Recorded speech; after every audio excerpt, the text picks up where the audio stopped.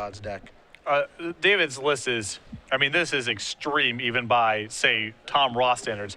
There's only 12 creatures in this deck. Oh, really? Okay. There's 4 Swift Spears, 4 Current Crusaders, 4 Satyr Hoplites, 18 lands, and then a lot of spells.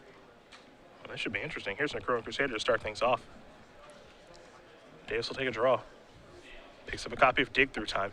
Crowd's Favor, Hammerhand, Rouse the Mob, Coordinated Assault, Searing Blood, Dragon's Mantle, Titan Strength, all as 4-ofs. 2 copies of Flamespeaker's Will as well. This is a very straightforward beatdown approach.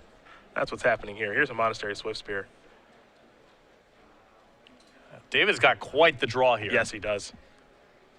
This is a Dragon's Mantle. That'll trigger a Crusader. That'll trigger Prowess on the Swift Spear. That'll also make a 1/1 that's going to have haste too. This is a great start here for David. And Jim's deck is built in such a fashion where certainly game 1, he is not good against mono red. Yeah. I mean, he's got a main deck Fated Retribution, for example, which is clearly not where you want to be. 2 Divination, 3 Chase's Ingenuity, 3 Dig Through Times, Fated Retribution, 4 copies of Dissolve. I mean, this is not a list of cards that's very good against a strategy like David's.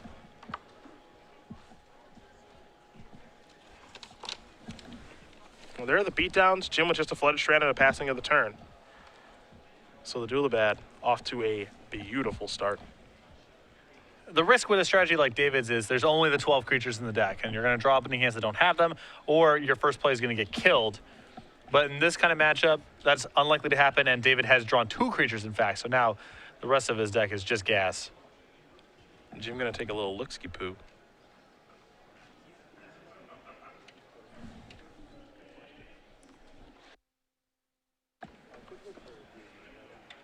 It is a Flamespeaker's Will that has been cast here, and that'll trigger.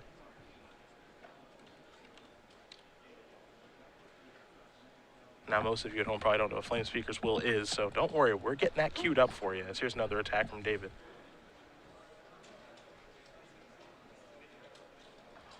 Now, enchanted creature you control gets +1/+1. Whenever enchanted creature deals combat damage to a player, you may sacrifice Flamespeaker's Will. If you do, destroy target artifact. All this is here for. The bonus is nice, +1/+1, but it's another way to target a Chrono Crusader. Yep. And this really speaks to how low-end David's deck is, because it's not like there's a ton of artifacts floating around in the format. Yep. He's playing this because 1 red, give target creature +1/+1 is good enough for his deck. Satyr Hoplite post-combat and a passing of the turn. Jim with nothing doing his second turn of the game, nothing like a last breath. But he does have Fated Retribution in hand. He's only got to hold out for 4 more turns. Going to sacrifice 2 Flooded Strands. That'll bring him down to 9.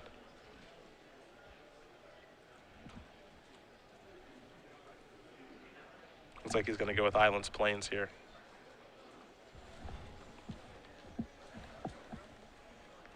Yikes.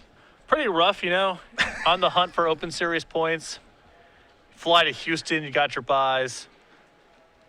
And then you just come over here and play against, you know, sock full of batteries, beat down. Your first match on camera. Banishing Light will take care of the Chrono Crusader. I don't think there's any rares in David's deck. Hold on. No, that's not true. He's got some fetch lands. He's got 4 Wooded Foothills and 4 Bloodstained Mires for a little bit of thinning. This is a beatdown. There's no other way to put it. This is a beatdown. Yep. Monastery Swift Spear. Goodness.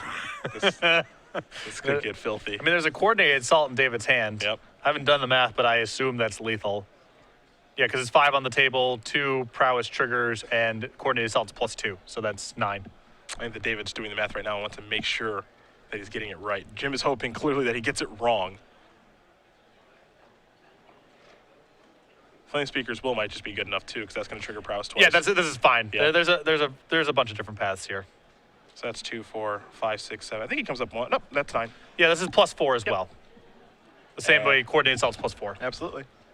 Everybody in. Jim's going to take up his 4 permanents and get ready for the next game. David. Look at you. You're so happy. I love This is what's great about Magic. They're not even games you're watching. They're stories. Everything, there's some story unfolding inside the game and then outside the game as well.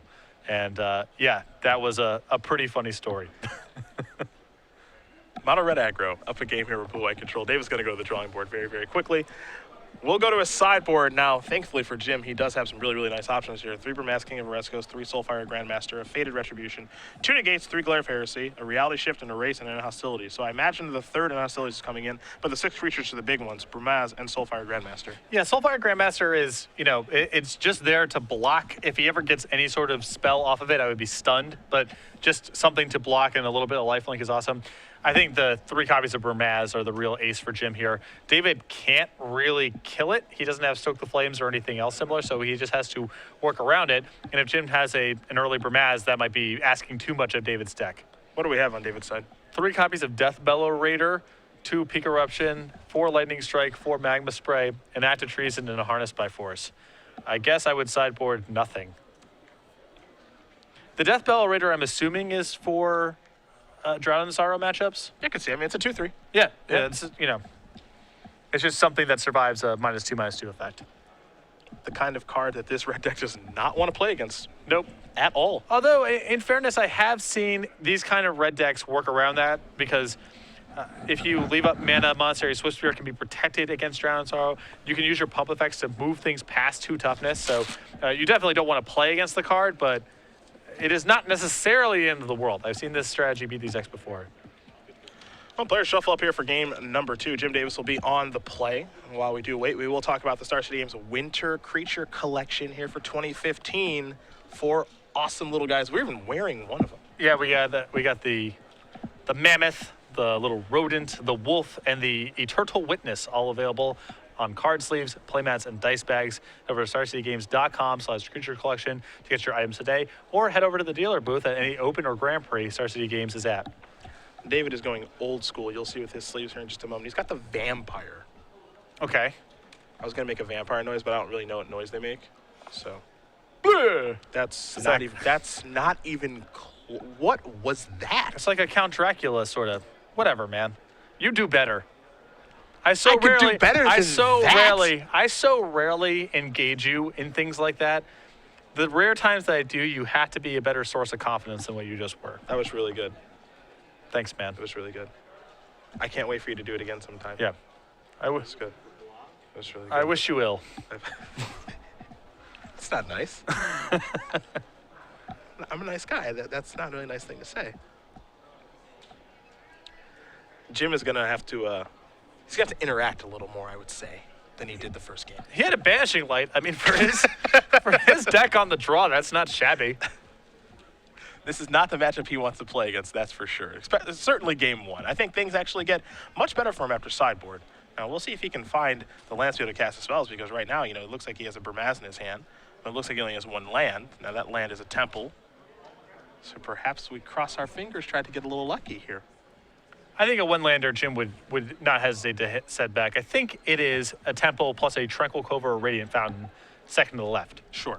Now, if that's the case, I'm probably snap keeping. Well, you have to look at the rest of the hand. There's still Adjacent Ingenuity, which is pretty bad.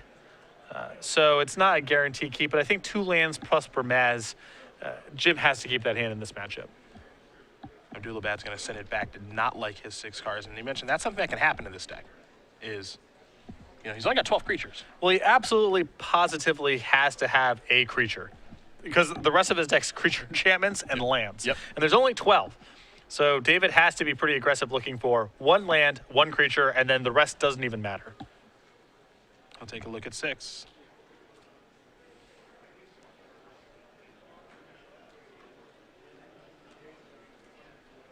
Temple of Enlightenment is where Jim will start. He'll take a look at another copy of Temple of Enlightenment. And where he puts this card really tells you about where his hand is at. So I believe he has another land that comes into play tapped, and then there's the temple on top here.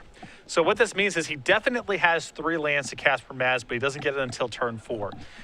Is he going to roll the dice here and hope that he finds land number 3 that's untapped that allows him to cast Burmaz on turn 3?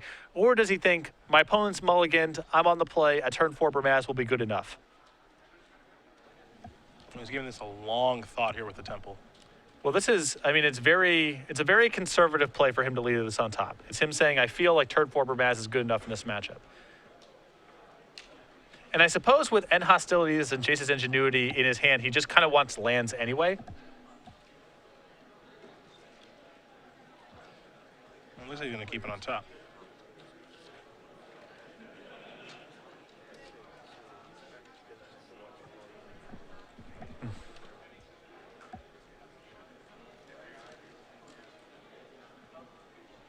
After a brief pause in the game, I think we'll be given the green light here yet again.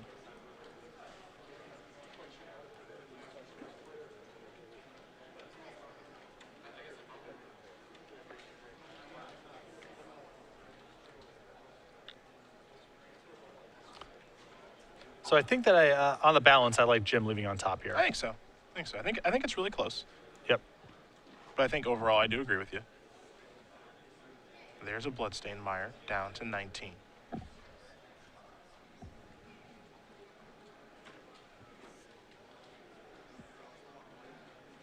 Mountain, of course, being searched up here by David.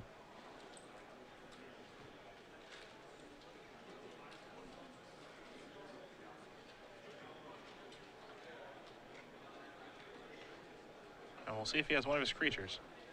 Because as you mentioned, he's probably has a mulligan to just one of them. He has to have something. There's Sitter Hoplite. Jim will draw. There's the Temple.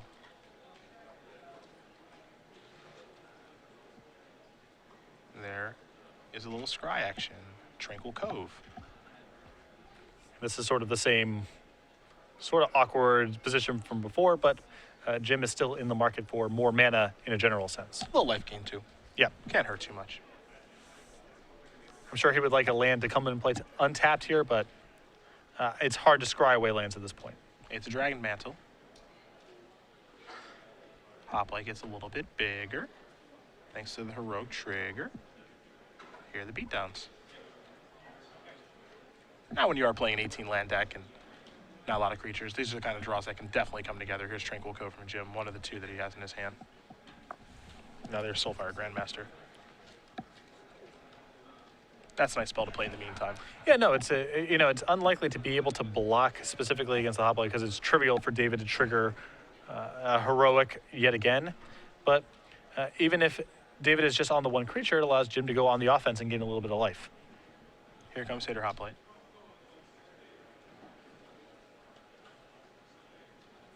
It's a 2-2 right now, but given David's deck, it's so much easier. It's so easy, excuse me, to just make it bigger than that. Yeah. So I guess I would be a little surprised if Jim blocked here.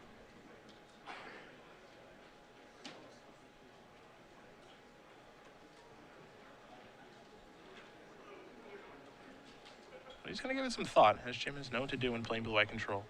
Very methodical in his ways, but it has certainly paid off.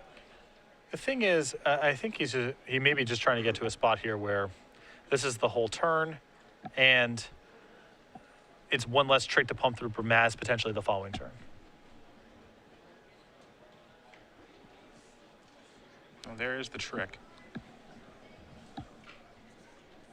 And Jim will draw and play a Tranquil Cove. Picked up a copy of Divination.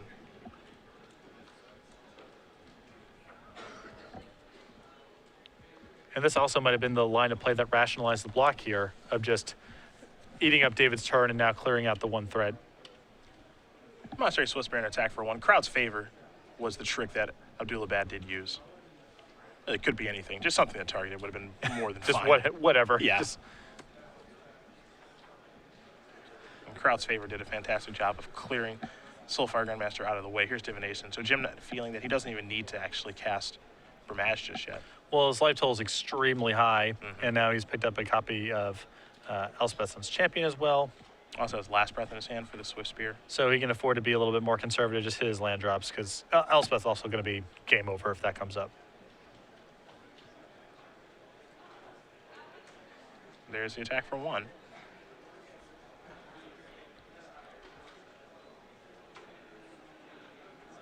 See if Jim wants to use his Last Breath here. Doesn't seem as though he needs to at this point. Well, it's pretty easy for David to play over the top of a Last Breath, and I think, David is potentially aware of that trick as well. And so there's just this staring match of Jim's willing to take one, not willing to walk into a trick if he tries to play his Last Breath, and David not willing to just try to do some extra random damage here and run into a trick as well. Temple of Enlightenment, the draw here for Davis.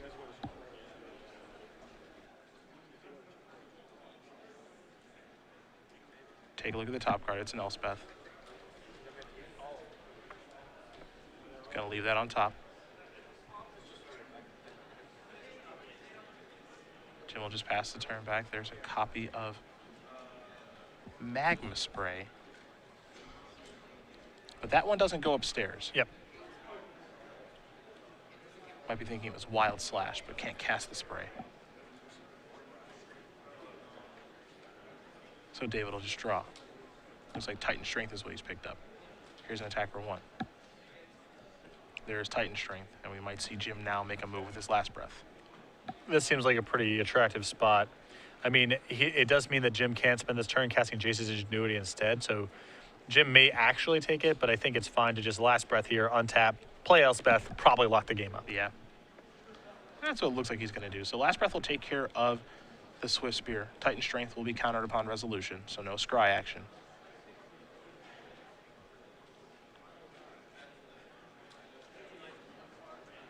Jim just going to turn over the top card of his deck since he already knows that Elspeth is right there.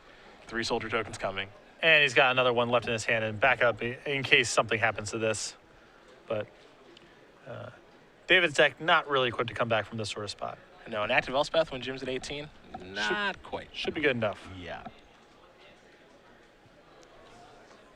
We'll play out the next handful of turns here, but it would be very unlikely, and I think that even David knows this, as he's going to Magma Spray a token. Yep. It is very unlikely for him to get himself out of this situation.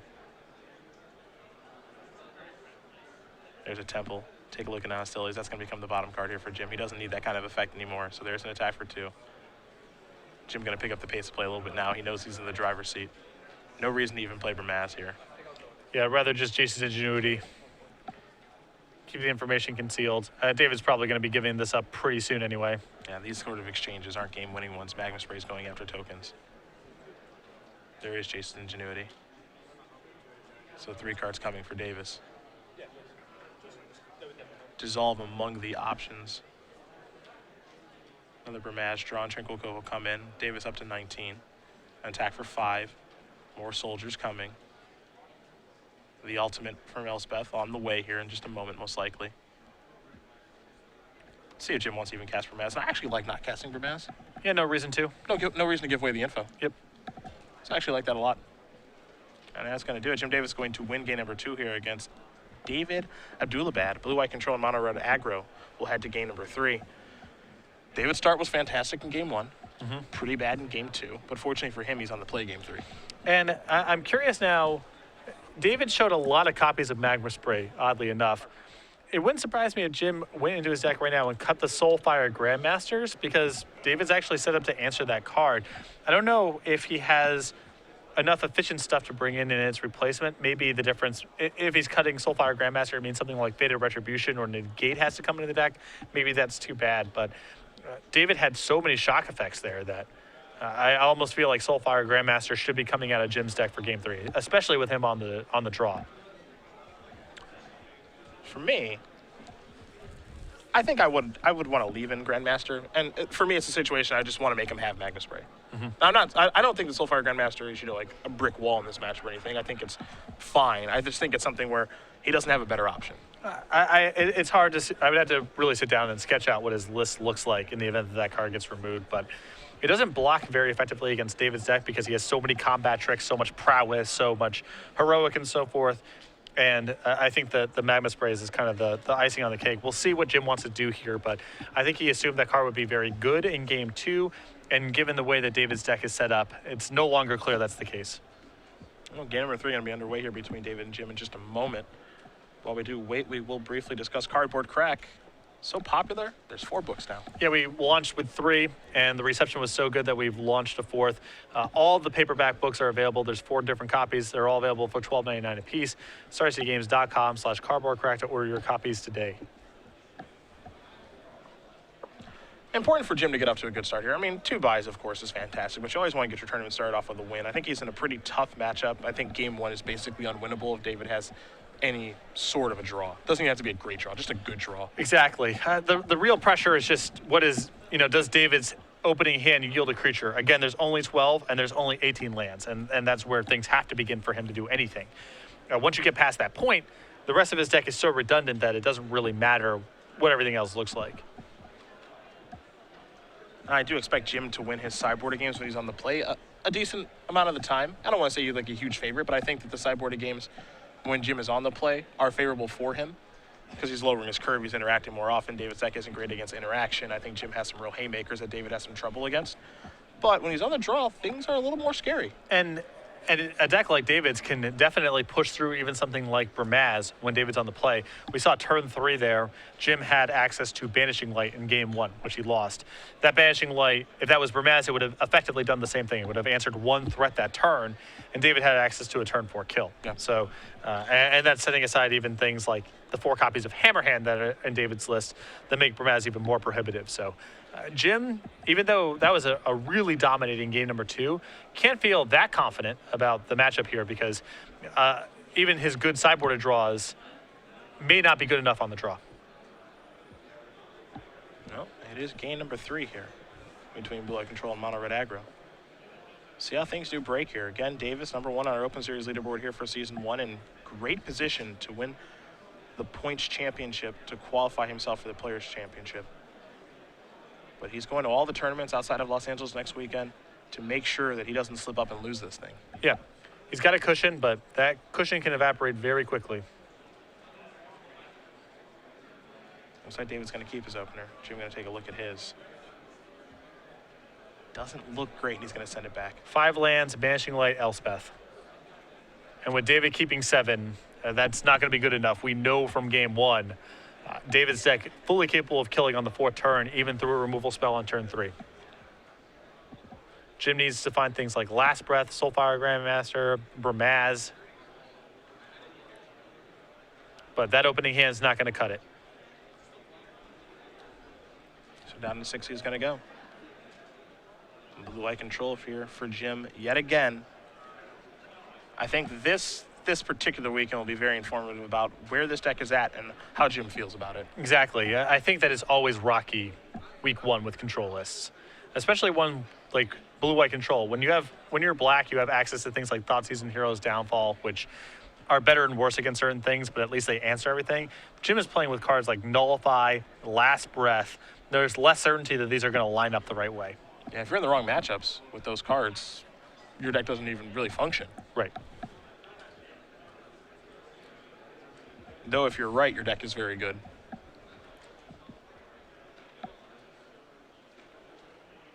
Six cards here for Davis.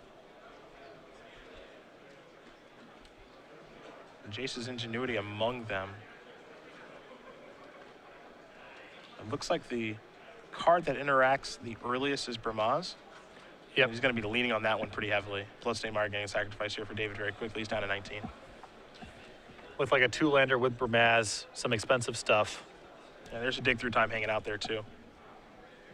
And this is a consequence of Jim trying to fight the big decks of the format. He just doesn't have a lot of sideboard room to cut all of his bad stuff in this kind of matchup.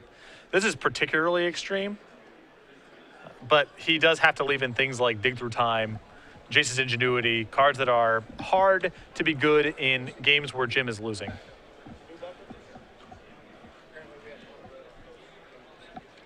There's Hater Hoplite. David will pass a turn. We're heading Jim's way. Jim will take a draw step. Soulfire Grandmaster is not a bad first draw. And there's line number 3 for Bramaz, too. Sometimes the top of the deck just gives you what you need. There's a mountain for David. Dragon Mantle. Trigger Heroic. Draw the card.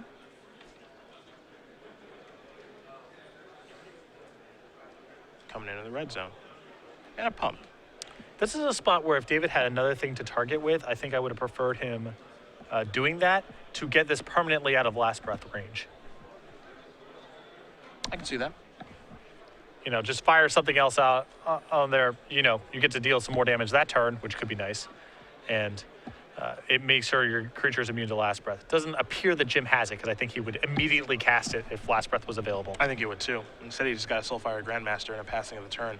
Now, what will be interesting here is to see how Jim decides to use Soulfire Grandmaster. Last time, he thought a long time about blocking. This time, he won't even get the opportunity, thanks to Magma Spray, a concern that you brought up during sideboarding. Yeah, that was my big concern with leaving in the Grandmaster here.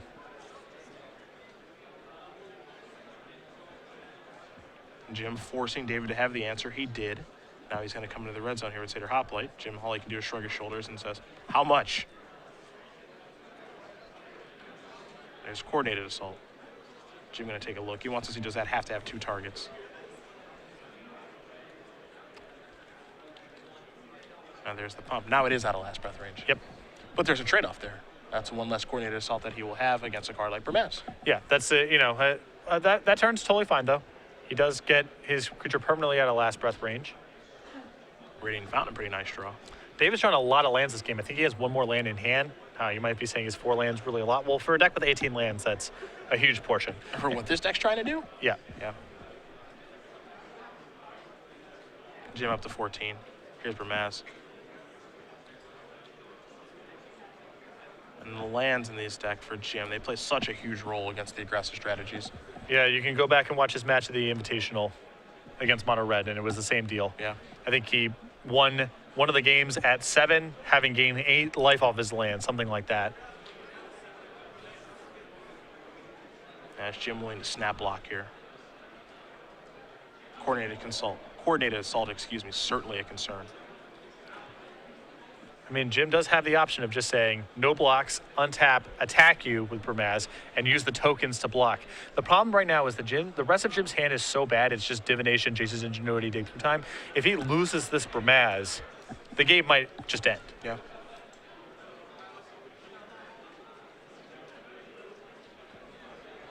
The upshot, though, the other side is this is a lot of damage to take. It's not pretty. There's crowd's favor. And it looks like Jim is just basically saying, yeah, I'll take as much as you can deal me. And I'm really hoping that you don't have a lot of burn in your deck. I think that's what he's basically saying. You know, a card like Stoke the Flames, is that a card that you can really afford to play? Do you have a lot of reach in your deck to be able to kill me? So a healthy amount of damage will come across. Davis is going to go down to 8. Jim will take a draw. It's an island. This is going to be a divination. I think Jim is really on the hunt for Tranquil Cove or Radiant Fountain here. Banishing Light, Nullify. Those aren't bad. This is a temple. Take a look at the top card. Don't have a great look at what Jim's deciding about. Keep in mind now the Burmaz is basically on chump blocking duty. There's also the question, you know, if you're on Jim's side of the table, why didn't he just pump 2 more times the Dragon's Mantle? What is left over in his hand right now? Now we know the answer. Yeah. It's a copy of Searing Blood. Burmaz is going to come in the red zone along with its cat friend. Searing Blood is going to take care of the token, which means Jim's going to have to take some damage here. And this is so bad for Jim. The upshot is that Jim has access to Banishing Light in hand, and David's out of resources. So if he can survive, he's in really good shape. But a Hammer Hand here, some sort of other can't block effect. If he brought in his Act of Treason or Harnessed by Force, Jim could die with 5 very powerful cards left over his hand. You had better believe if Jim gets the opportunity to block, he will. I think Titan Strength was the draw. As Davis is down to 5. He has to block. It's lethal. Yep. Can't block fast enough. But Jim knows if he gets to next turn and David doesn't have another creature, the Banishing Light could be good enough to take the game over. Yep. There's Coordinated Assault. First strike, heroic triggers, all that jazz. That lets David win in combat.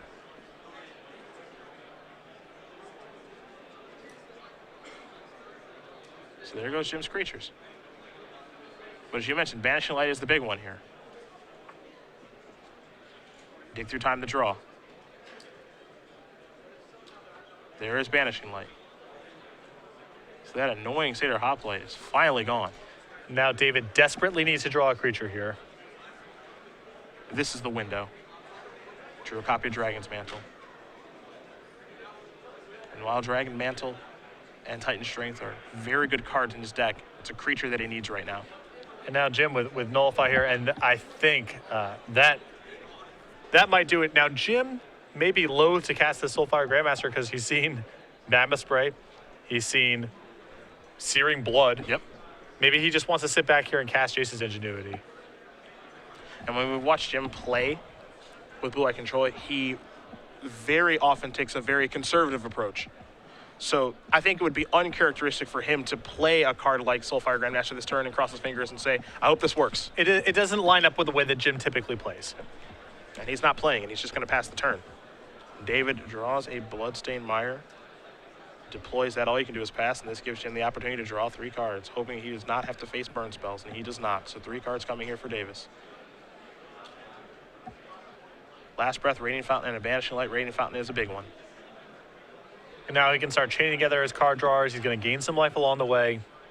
And I don't think David's deck allows him to catch up from this spot. Tranquil Cove as well. And you know, in this deck, those lands that gain life, they may not seem like a big deal, but you take a look at Davis's deck, was 4 Radiant Fountains, 4 Tranquil Coves. They matter. Could have easily died this game. Yeah. Now it looks like Jim's going to go with the Grandmaster. He feels comfortable enough with himself at 7 to put it into play. He also has the option of last breathing his own Soulfire Grandmaster in response to a searing effect if that comes up. And still being able to cast Nullify. Yeah. So this is a pretty safe spot. And once Jim starts connecting with this, then David's certainly not catching up. Yeah. Interesting. Soulfire Grandmaster, you know, when that card was revealed. A lot of thoughts about it just going directly into Jeskai tokens and, you know, where will its home be? I don't think Blue Eye Control was a place that people were expecting it to go. No, not at all. I mean, I didn't at least. And Jim is probably, I've seen him have more success with this card in blue-white than I've seen this card be productive in the Jeskai builds. Yeah. The draw was a mountain there for David. So we go back Jim's way, and the hostility is the draw. Here's an attack for 2. It will connect, and that's big for Davis. I think that Jim has a good enough sense of what's going on with David's deck at this point that he knows in spots like this, David's hands just lands and pump spells. Davis up to 10. Got to be feeling pretty comfy now. The draws that mono red aggro, especially this build, are capable of. They're very explosive, we saw in game 1. Yeah, I mean, Jim had Banishing Light into end hostilities against even the aggressive decks of the format. That's going to be enough time. And against David's deck, that wasn't even close to the case. But these post-board games where Jim has access to more interaction, he can weather the early storm, and then we get into spots like this where David just doesn't have a lot of relevant cards left in his deck. Yeah, it almost plays like a combo deck if you think about it. 12 creatures and then just a lot of auras and enchantments and Titan strengths. It feels almost like a hexproof strategy, really. Yeah. There's Deathbellow Raider. Jim gonna take a look at that one.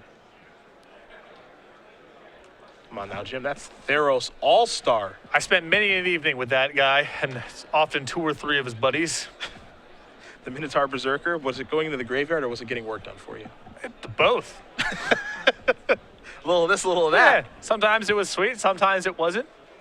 But it did save me a click, which is very valuable for my Magic Online That experience. is really nice, actually. It just has to attack. Yeah, just take care of itself. That's really why I like Valley Dasher. Yeah, same deal. Just making my life easier. Listen, I'm very sensitive to the number of clicks I have to generate in a game now, you know? Well, in life, you only get so many clicks. Exactly. Might as well save me one. That is true. Now, Jim's in this position of, you know, I don't know if my opponent really brings cards that are better than this to the table. So do I use a counterspell even on this card that's seemingly irrelevant because the rest of David's hand's probably, you know, just creature enchantments and things to pump this thing. Mm-hmm. And Jim asking the judge a question very quickly here. I imagine about Deathbellow Raider and how this works. What the heck is this doing in my opponent's deck? Well, I think that, yeah, it may be something related to Dragon's Mantle and who controls, but Either way, it'll be cleared up here in just a moment as we do have a judge taking a look at some cards and answering some questions for Jim. I think slowly but surely as we make our way through these events on the Open Series, Mono Red is going to do something important. I think that there's a lot of powerful cards available to the strategy. The question is, do you want to be playing, 20 to 22 lands and kind of play like a normal curve of creatures and go up to things, maybe even all the way up to things like Stormbred Dragon and Sarkhan, at least Chandra, maybe Outpost Siege now. That's one way to build the deck. And then there's the other way to build the deck, which is what David's doing here, which is even more extreme than the Tom Ross school, which is just all one-mana creatures, all pump spells, try to run you out before you get anything going. The upshot of David's deck is it's incredibly explosive. You can kill on turn 4, I'm sure, pretty regularly in games where the opponent isn't interacting on the first or second turn. The downside is, how often does David's deck fold to just one piece of removal? That's probably a reasonable percentage of the time, just the nature of the deck. The mono red, the more classic school of it, you get a little bit more stability, you get kind of a normal curve, you get a little bit more power, but you are allowing decks to go to turn 4, turn 5, turn 6 against you, even in games where you're winning. And a lot of the decks with Siege Rhinos and Waymate Rocks and such can do some really powerful things. Well, the question has been answered. So play will resume. Deathbell Raider, I predict, is on the stack. Now here we have a dig through time for Davis.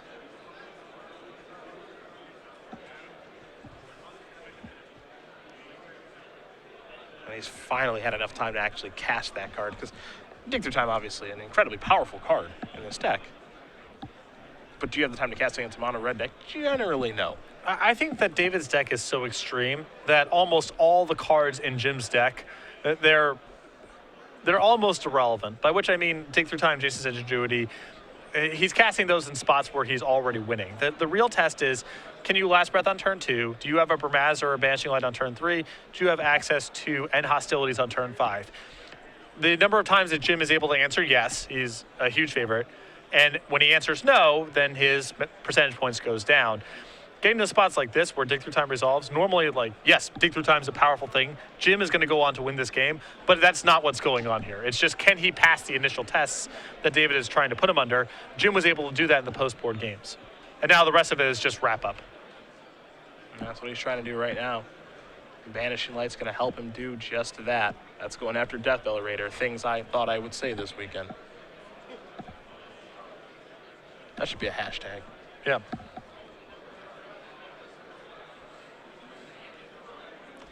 Although David's deck does actually seem like a Valley Dasher deck.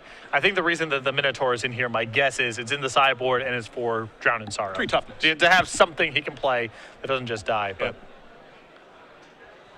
decks have played Valley Dasher before, and David's deck does fit the bill of, not too picky about card quality. the real test of whether or not you are a Valley Dasher deck. Here's Bramaz. Passing of the turn for Jim. Dude, I'll dash the Valley all night long. I know. I don't care. Tried to yesterday night before bed. In that 8-4. Valley Dasher did some great work. We dealt like 8 points of damage with that thing. Yeah. That's so much.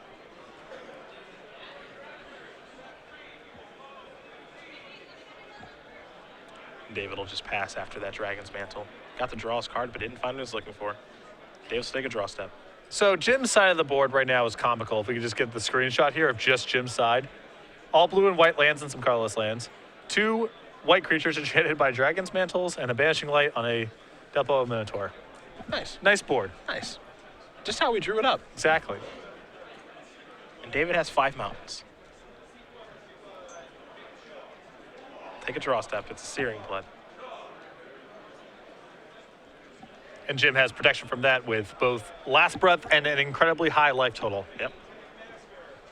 The thing about this particular build of Mono Red, and it depends on the format and texture and all that stuff and what you're playing against, but this one can't really claw back. No, it's when the door closes, it's not opening back up. There are some versions that can, that have had Demigod of Revenge and Stormbreath Dragon and able to go a little bit bigger, but this very low to the ground version from David is not. It has too many dead draws, and that's what we saw happen here. Jim Davis going to win this match with blue-white control over mono red aggro, 2-1, and for number 1 on our season 1 leaderboard here to kick off 2015, off to a great start.